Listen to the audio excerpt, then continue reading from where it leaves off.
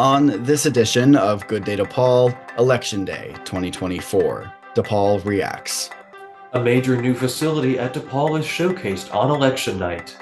And Dia de los Muertos, Day of the Dead. It's celebrated in Chicago. I'm Daniel Duff. And I'm Nathan Wiegraff.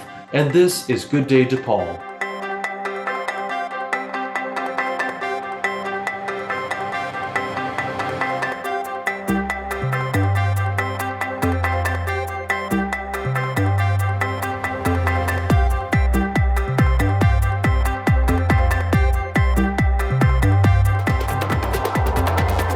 Election Day 2024. It was a tense and exciting day for many DePaul students. I talked to some of those students as they followed the returns. Donald Trump is now president-elect after winning the 2024 election. At DePaul, student journalists gathered in the newly constructed Spark Center on the Loop campus for election night coverage. As polls close across the country, the mood here at DePaul's Loop campus is tense. Many students are concerned in the wake of Trump's victory and Republicans securing a majority in the Senate. I did wish Kamala won, not only because she will be the first lady in office, but she's also someone like me. I'm feeling kind of worried, mainly because during his first term in 2016, there was a lot of hate. This morning I actually was supposed to wake up like a couple hours early to work on some assignments, and then I just kind of sat there for 2 hours. I think that after how the Democratic Party has acted, I cannot say that I am genuinely surprised by any of it. Yeah, so last night I was feeling pretty confident, and it turned out I was wrong. So this morning I woke up and I was a little bummed, but I keep going, right? That's what everyone else should do. Just keep going. On the campaign trail, Trump promised that if elected, he would launch the largest mass deportation program of migrants in history, raise tariffs on foreign goods, and cut back federal regulations on all economic sectors. We are going to have a radically different 4 years than we have just had under President Joe Biden. One final note. As I was reporting this story here at the Lincoln Park Student Center, I observed an attack that was occurring. Later, DePaul President Robert Manuel said 2 people with masks punched 2 Jewish students who were showing their support for Israel. Manuel said the students suffered physical injuries but declined medical treatment. Manuel said, quote, "We are outraged that this occurred on campus." He said the university is working with Chicago police to see if this can be classified as a hate crime. And the following day, the police did label it a hate crime. So far, no arrests have been reported. For Good Day DePaul, I'm Nathan Wiegraff. Election Day at DePaul showcased a major new addition to the university. Good Day DePaul's Lane Wyatt has that story.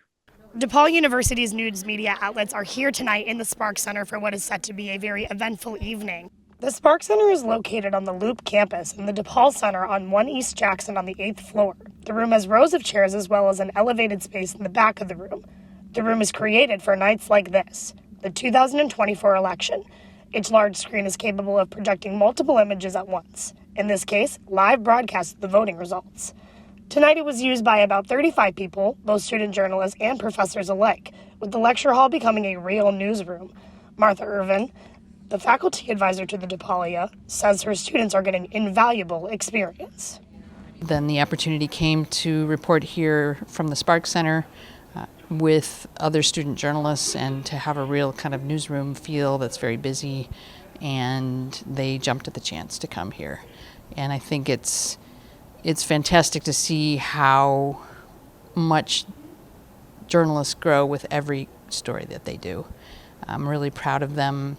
The tension in the room became high as battleground state results came in. Sarah Hendry, a writer for the DePaulia, says having other reporters around her is helpful and comforting. I think talking about politics and current events is very politicized, even things that aren't necessarily political or politicized. So I think gathering in the Spark Center with a bunch of other people who care about journalism and care about politics is really interesting and important because it sort of allows me to express that part of myself. DePaul journalism professor Christopher Bury brought his political reporting class here tonight. all of us together from different DePaul media outlets.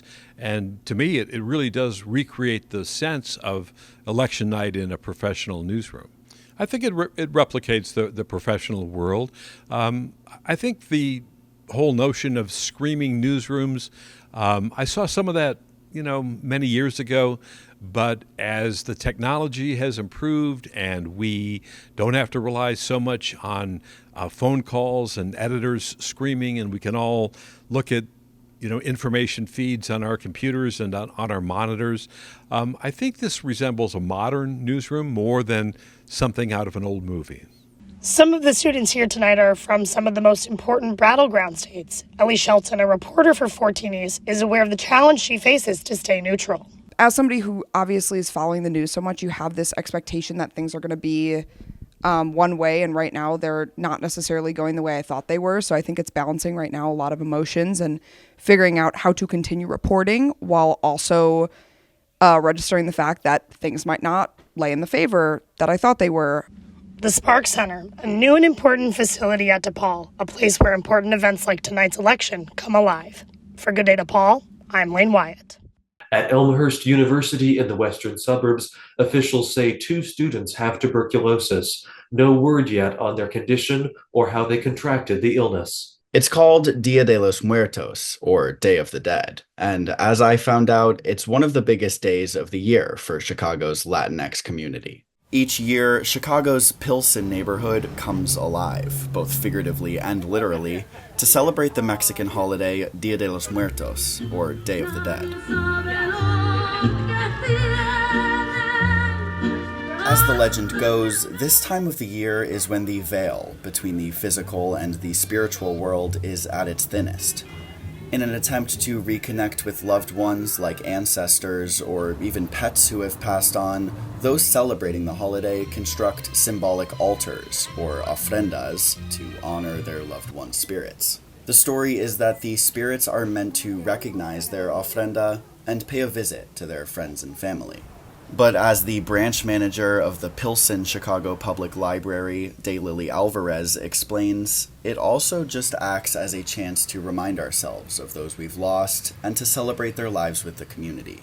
The ofrendas are just such a beautiful way to remember our past loved ones. We usually celebrate Dia de los Muertos as kind of a celebration of life and death being a part of life, and it being a day for us to reconnect with our loved ones. The holiday embraces different elements of Latinx and Mexican culture, and many of its traditions come from a blend of Catholic and indigenous customs and iconography.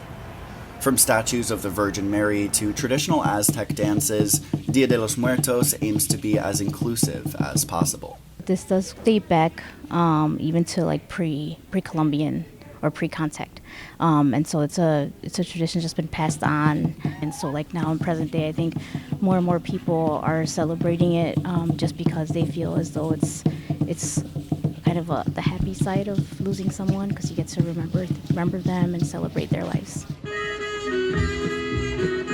4 years ago, one community member decided to construct an ofrenda, except she wanted to go above and beyond and create one that could serve as a pillar to her community. Today, Isabel Hernandez's nearly 30-foot-tall ofrenda is exactly that, with over 400 photographs celebrating the lives of loved ones across the neighborhood and around the world. This is a celebration of the lives of the people that we have lost. And this is mostly to remember the people who have passed, to keep the memory alive, to keep the legacy, and to pass it on to the newer generations that maybe never met their great parents, uncles, or whatever. So this is the most important thing, is to keep the memory alive, that they might be gone but not forgotten. To many unfamiliar with Dia de los Muertos, a holiday meant to remember loved ones who have died sounds like a solemn occasion. But the opposite is true. The holiday is a true celebration of life as well as death, its natural counterpart. While there is certainly still grief, Pilsen locals agree it is better to share their loved one's memory with others as a form of community grieving. It's not really a Mexican thing or Hispanic thing, it's a human thing. So wherever there are people, they're humans from whatever nationality, it's important that we keep the memories of our loved ones, and because we're gonna die as well. We're gonna die, and just to teach people why not to keep the memory of them. They might be gone, but just remember them, that they were part of our lives. Well, we're a very community-based culture, very collectively minded. So I think like the celebration, if you celebrate with others, I think it makes it even better. And I think it takes a lot of the element of the solemnness of grief out of it because you're with company, you know, whether it's like physically or spiritually. I think that the community keeping this tradition alive is such a great way to kind of keep Pilsen on the map. I mean, there's so many great things about Pilsen, like the art, the food, the people, and I think all of that comes together like this time of the year very much. Dia de los Muertos reminds us that death is a part of life and is one of the few things that everyone has in common. When we continue to share the stories of our loved ones' lives with others in the community, their memory never truly dies. For Good Day DePaul, I'm Daniel Duff. Next on Good Day DePaul, a DePaul music school grad is making a huge mark in opera. Her story when we come back. 2004 Skateboard Championship. High school, moped. How about you, Slim? Anything? Something. Looks like Slim's got a little paper cut. It's nothing. Come on, man. No, I'm gonna make you tell me. Hey, kidney transplant. When, dude? I didn't know you were sick. I was donating it. Someone in your family? You gave your kidney to a complete stranger? Yeah, saved his life. Wow. All right. Everyone can save a life by being a living organ donor on matchingdonors.com.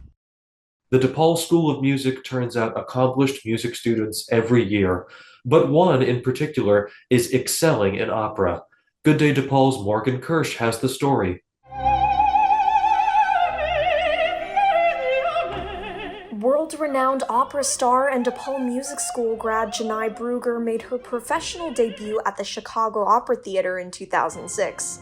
Since then, Brugger has performed at iconic venues like the Metropolitan Opera House, the Covent Garden, and many others. Her voice has captivated people around the world. Brugger still cherishes the time she spent at DePaul. I had an amazing experience at DePaul. Some of the best years and definitely starting my career. One of Brugger's mentors, Harry Silverstein, the former opera program director at DePaul, admires her skill and ability to connect with audiences. The beauty of her soul radiates from her, even when she's just speaking to you. And she's able to incorporate that perfectly into the performing that she does. And thus it's extremely natural and engaging and makes you want to know more about her. Brugger always strives to forge positive connections with her audience. I always try to find somebody in the audience who I can see just has a smile on their face or just looks like they're really enjoying it, and that relaxes me, and you can feel the excitement, and that just propels you and energizes you, and I think that as well just naturally helps you connect with them. Brugger's passion for opera grew after excelling in vocal competitions while in high school. Facing doubt from others as she was graduating only motivated Brugger to pursue her dream. There was someone who was asking me when I was graduating high school, what are you planning to pursue? And I'm like, I'm going to pursue opera. And she's like, oh, but what's plan B? Because that's really hard to like make a living. And it's like, I don't have a plan B. I want to do opera. So it was that was what made it click, because I was driven by that point to prove her wrong. When Brugger came to DePaul's music school, Silverstein recognized her unique talent immediately. It's just clear from the first time that we heard Janai that this was very special talent and a beautiful voice and a really lovely and engaging stage presence, everything you could hope for in someone that you're working with to become an opera singer.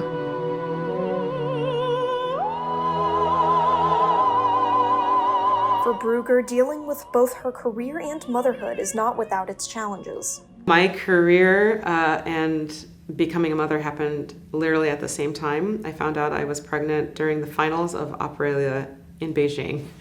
And then 7 months later, I made my Met debut because of that competition. So just saying that just seems insane, but wow. I wouldn't change anything. Now, Brugger is working on finding a healthy balance between her career and family life. Just finding that balance where I have a healthy mix of singing and resting. And when I'm resting, then I'm actually resting and being present with my family and my kids. Brugger is also looking to explore new avenues of vocal performance. She was particularly inspired after recording a song for the HBO show Lovecraft Country. It really piqued my interest in the world of voice recording for TV series and movies and voiceover work, which I would love to do. So it's another branch, if you will, that I like to explore and hopefully get to do more of because of that. Silverstein says seeing former students like Brugger achieve such success is rewarding. That's really a huge, huge treat for me when students who I have worked with at DePaul are then now successful performers, and I'm able to work with them in a professional circumstance. I mean, that's the greatest reward you get. Brugger hopes DePaul Music School students will make the most of the opportunities they have while at school. Be hungry to learn and use those resources that are available to you. Brugger also advises performing arts students to believe in themselves. Everybody's process is different and journey is different, and comparing yourself to someone else is easy to do, but it's not healthy. You have to trust your process and be focused on what your trajectory is. And as long as you keep working towards that, you will reach where you're supposed to get to. Brugger has many shows coming up. Her next opera performance will be in Moby Dick. She will appear as the character Pippin at the Metropolitan Opera in New York, March 3rd through the 29th. Janai Brugger, one of DePaul's best and inspiration to many. For Good Day DePaul, I'm Morgan Kirsch. Now a brief look at sports. The DePaul men's soccer team beat Butler 5-3. The Blue Demons are now 2-4-2 in the Big East play. In women's soccer, the first round of the Big East tournament, DePaul beat Butler on penalty kicks after 2 overtimes. The DePaul volleyball team lost to Georgetown 3-2, dropping their Big East record to 8-4. And in men's basketball, DePaul won its regular season opener, beating Southern Indiana 80-78 in overtime. Coming up, study abroad at DePaul. That story when we return.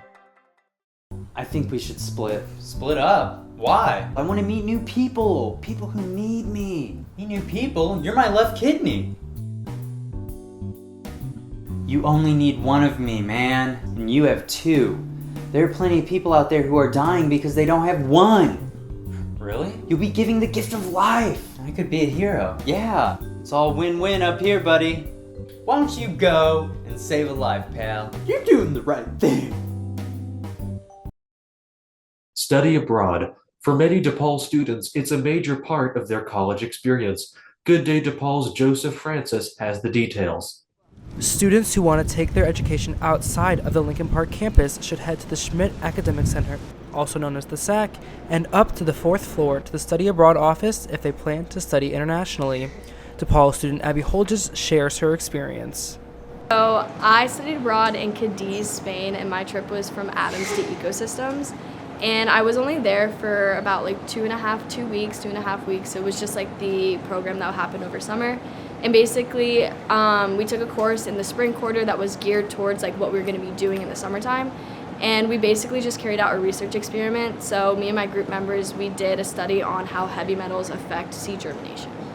The Study Abroad office offers many resources in discovering which program is best fit for your degree. Programs are posted outside the office. DePaul student Michaela Coppola shares her experience with the office. I've not studied abroad yet, but I'm really interested in it. I have gone to the office to explore some options that fit in with my schedule, because as a transfer student, I had to have some more classes I have to fill than usual, so I'm trying to make sure I can find a program that I can get more credits with. Students seeking financial aid can head to the financial aid office located in the SAC. Submissions for the spring term are due November 1st. I'm Joseph Francis with Good Day DePaul. That's all for this week's edition of Good Day DePaul. You can keep up with us by visiting our Vimeo channel at Good Day DePaul or by going to goodday.depaul.edu. And be sure to check us out on Facebook and YouTube. And if you have any news tips, message us through the Good Day DePaul social media channels. Thanks for watching. I'm Nathan Wiegraff. And I'm Daniel Duff. Have a good day, DePaul.